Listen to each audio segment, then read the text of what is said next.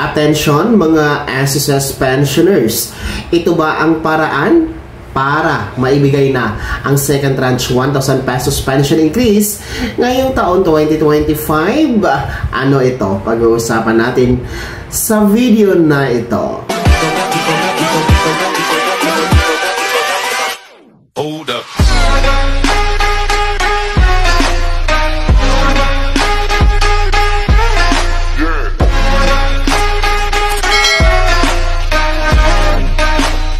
Hello mga ka-vlogs! Welcome dito sa aking YouTube channel. Magandang araw po sa lahat ng mga manonood. Saan po kayong dapat sa mundo? Kumusta kayo mga ka-vlogs? Ito na kaya ang paraan para maibigay na sa wakas ang inaantay na second tranche SSS 1,000 piso pension increase ngayong taon na yan 2025. Mamaya-maya ating i-discuss isa-isa, pero bago ang lahat, kung bago ka pa lang dito sa aking YouTube channel o di kaya hindi ka pa nakasubscribe, abay click nyo muna ang ating subscribe button na nasa baba. Huwag niyong kalimutan na pindutin ang notification bell, ilagay niyo po sa all para naman updated kayo sa lahat ng mga videos na aking i-upload. So mabalik tayo dito sa usapin ngayon sa SSS, dahil para sa mga hindi pa nakakaalam, nagpapatupad ngayon ang SSS simula January 1, 2025 ng last tranche para po sa contribution increase o dagdag po sa pagbayad ng contribution from 14% to 15%. And 1% nga po ang itinaas niyan, no? At ito po ay sinasabi po ng Republic Act 11199 o yung Social Security Act of 2018. So sa kabila po ng pagpapatupad ngayon ng SSS sa naturang contribution increase, ay kabi-kabila po ang panawagan ng iba't ibang grupo at mga mambabatas na magkaroon po ng suspension muna or TRO para hindi muna ipatupad itong contribution increase, sapagkat ang mga ordinaryong manggagawa na miyembro ng SSS ang magiging apektado nito. Pero wala nang magawa ng SSS, ayon po yan sa press conference na sinabi ni Mr. Joseph Declaro, ang SSS President, na hindi nila ito pwedeng pigilan dahil batas po ito, yung Republic Act 11199 or Social Security Act of 2018. Kaya simula noong January 1, 2025 ay ito nga po ay nagsimula ng ipatupad. Pero last tranche naman po ito. Ibig sabihin, wala nang kasunod, wala nang dagdag na kontribusyon sa hinaharap. Ayon yan sa SSS. Sa kabilang dako, dito sa contribution increase ngayon sa SSS, ang tanong kasi ng marami, lalong-lalo na ng mga pensyonado, ito na ba ang paraan para maibigay ang second tranche 1,000 pesos pension increase? Ito na ba ang susi?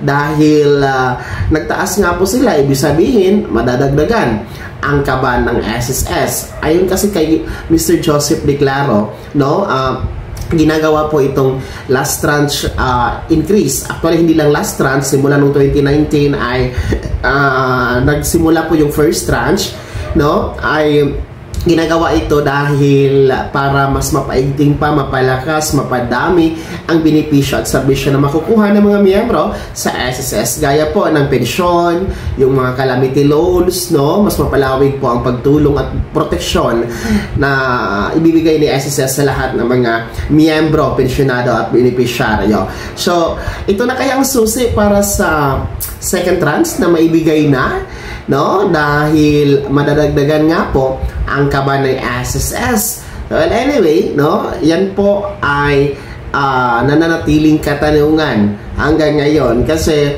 simula nang umupo ang bagong presidente ng SSS na si Mr. Joseph Declaro, hindi pa po ito napag-uusapan, wala pang update kung ano ang kanyang stand dito sa second tranche 1,000 pesos pension increase. So sana dahil nagtaas nga po ng contribution sa SSS, sana naman ibigay na din po ang second tranche 1,000 piso pension increase. Amidado naman po ang SSS na talagang apektado ang mga ordinaryong miyembro, mga manggagawa, mga pwede naman po makipag-counterpart ang pamahalaan, yung ating national government, para tulungan ang SSS, no? Dahil under the management pa naman po ng pamahalaan itong SSS. And ulitin ko, sinabi ko na nung mga nakaraang videos na itong si Mr. Joseph Diclaro ay appointed po, tinalaga ng Pangulong Bongbong Marcos. So I believe na mas madali pong makakausap ng ating presidente sa SSS ngayon, si Pangulong Bongbong Marcos, para po ipakita ang numero, ipakita ang figures, no? And pwede din po hihingi ng tulong sa ating Department of Finance, no? Para po mapondohan, no? Kung kulang man ang pondo ni SSS, at least madadagdagan, no? Madagdagan ng national government to make sure na may patupad na itong second tranche, dahil ang daming umaalman ng mga miyembro, lalong-lalo pa ating mga pensyonado, na ang bilis ng SSS sa mga increase ng contribution, no? Pero ang hina naman sa pagbigay ng second tranche, 1,000 pesos pension increase. Alam nyo, more than 7 years, I think, kasi 8 years na talaga ang nakalipas simula nung binigay po ang unang tranche. Last 2017 pa yun. And today is 2025 na tayo. So 8 taon na po ang inaantay ng ating mga pensionado. So I think it's time na ibigay na, no, that 8 years is enough, no, para mapunduhan, maremedyohan ng SSS itong second tranche 1,000 pesos pension increase. Kaya naman mga SSS pensioners, ano po ang inyong komento, ano ang inyong reaksyon dito sa pagpapatupad ngayon ng contribution increase ng SSS? Ito ba ay susi? Ito ba ay karapat-dapat na ibigay din po ng SSS ang second tranche, 1,000 pesos pension increase? I-komento nyo po sa comment section na nasa baba. Pakilakip ng buong pangalan at kung taga saan kayo. Bago ako magtapos sa video na to, kung gusto nyo po sumuporta sa aking YouTube channel, maaari nyo pong i-click ang ating super thanks button na nasa baba. Sa mga gusto maging miyembro, pwede. Click nyo po ang ating join button. Maraming perks dyan mga ka-vlogs.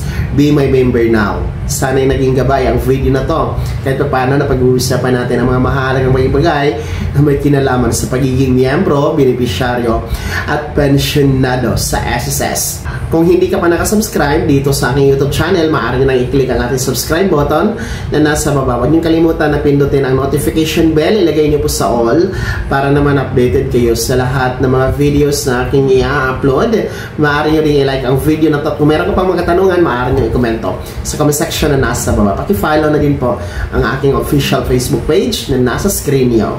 Muli po, ako si Daniel Timpawa na nagsasabing dito sa aking YouTube channel, pawang katotohanan at lahat totoo lamang.